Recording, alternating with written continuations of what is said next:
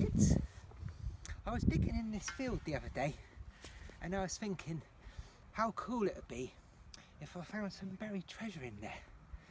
And then it made me think about what I had to talk about this morning. And 2,000 years ago, when Jesus was nearly at the end of his time on earth with his disciples, he needed to tell them something really important about buried treasure before he went off to heaven. He told them quite a few different stories about treasure, but this morning we're going to look at one which is called the parable of the talents. So the parable of the talent, there's something you need to know about this word talent. Back in Jesus' day, 2,000 years ago, talent didn't mean like Britain's got talent. Where's cow? Not that kind of talent. The talent word in Jesus' day was like a great big bag of something precious. In this case, in this parable, it's a great big bag of silver, something really precious. So do you know what's really super important about this? Do you know what's the most precious thing to God? It's definitely not a bag of silver, and it's not gold, and it's not money. It's you. It's you and me, and it's people. Absolutely precious to God. He knows everything about you. He already knew all about you before he even made you, and he made the world. And what's really cool is he made you on purpose, knowing that he's going to give you special talents and skills and a purpose, and he wants to see you use them. That's what's precious to God. So I was going to tell you about the parable, wasn't I? Parable of the talents.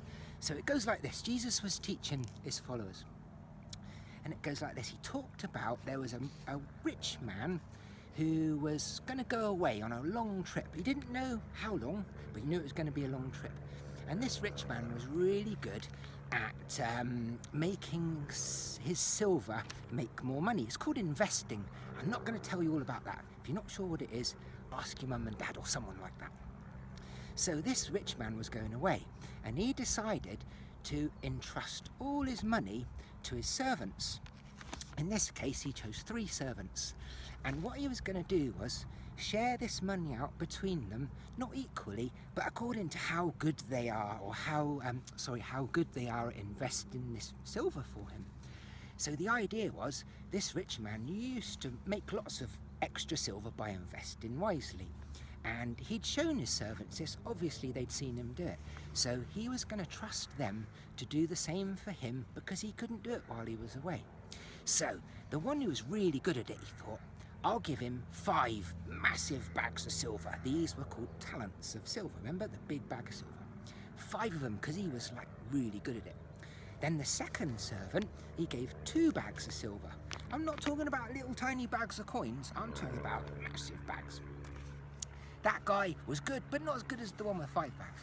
Then there was a guy that only was given 1 bag of silver to invest. As you can imagine, his master thought, he's not that good at this investing thing. I've never seen him do very well for me, but I'm going to give him the benefit of the doubt. I'm going to trust him. I'm going to let him try, see how he gets on for me. I need them to do this for me. I can't just go away and not have them do stuff for me. I need this precious silver to grow. So when he went away, the first day that he went, they started to do things. The man with 5 bags, he started investing his just like he's seen his master do, and he did so well. Do you know what? He had 5 bags and he grew them, and they grew to be 10 bags. He doubled it. He did really well. And the one with 2 bags, he did really similar. He did so well that he doubled the 2 bags, and then it was worth 4 bags. Sadly, the guy with 1 bag, just as his master thought he would do, he didn't do anything. In fact, he did worse than nothing. He actually took his bag of silver and he dug a hole, a bit like I was going to do with my spade earlier. He dug a hole and he put the bag of silver in it and he buried it. Why would he do that? I think what was in his mind was he's scared of losing it, and he thought, I'll bury it, and then at least when he comes back, if he comes back, at least I can give it back to him, and it's not going to hurt me. I ain't got to risk anything. So after a long time the master had been away, he eventually returned home, and he was so keen to see how his servants had gone, the ones that he trusted with all his precious treasure. So he called them all in to see him, And the first guy, the one with 5 bags, which is now 10, he was so excited that his master was home. He really missed him. He couldn't wait to tell him how well he'd done. He copied what his master had showed him. Master, he goes, I did exactly as you used to do. I invested it just like you said and how you showed me, and I've turned the 5 into another 5 on top, 10. And the master said, yes, well done, my good and faithful servant. You've done so well. Do you know what? I'm going to give you even more in the future. I'm so pleased with you. Come on, let's go and celebrate together. Then he brought the other one in, the one with 2 bags. Do you know what? It's really similar thing. That guy did exactly as his master thought he would. His master gave him just enough so he thought he would be able to handle it, and he did. And he turned those 2 into 4, so he doubled it, and he was so excited. Master, look what I did. I've got 4 bags for you now. Well done, my good and faithful servant, said the master. I'm so pleased with you. I'm going to give you even more now in the future. Come on, join the party. Let's celebrate. Bring in the 3rd one. In comes the guy that got 1 bag. He wasn't quite so excited. He said, look, I was scared that you were going to be really displeased with me if I lost that 1 bag of silver. So I thought I would dig a hole and bury it. At least it would be safe. But I didn't do anything with it. I was just scared, and I didn't want to do anything with it. So here it is, and he gave it to him all covered in mud and worms and all the stuff. The master was so cross and angry, and above all disappointed in this one servant that had not done as he'd been shown. How disappointing. The master had given him all this gifts and all this opportunities to do well for him and himself. And he'd missed that opportunity, and he could have given it someone else to do.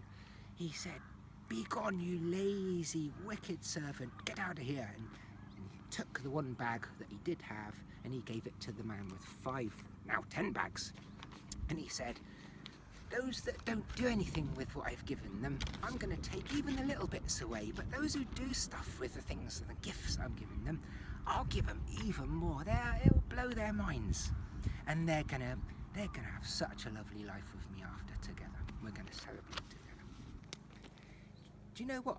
Listening to this parable and looking at it, I'm probably thinking the same things that the people who Jesus taught it 2,000 years ago to was what's the point in being given gifts and skills and treasures if you don't use them? Or like that one guy, he did worse than not use it. He buried it for no one to use or no one to see.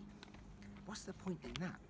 And it made me think about what we talked about right at the beginning, that Jesus made you and me before we knew you, before he even made the world actually, and he knew what gifts and what skills you'd have and what I'd have. And throughout our lives he's going to give us lots of opportunities to use these skills. And what he's saying here is, trust me, do it, take a risk, do it. Use these skills for me, use them for you. And you'll get to do things, you'll get to enjoy stuff, you'll get to live like he wants you to live. You'll be praying for people, you'll be seeing miracles happen. And the more you use these gifts and skills, if Jesus promises, he says, the more you use them, the more I'm going to give you. So it's going to get better and better and better. Jesus also said, he said about treasure, he said, don't store up treasure here on earth.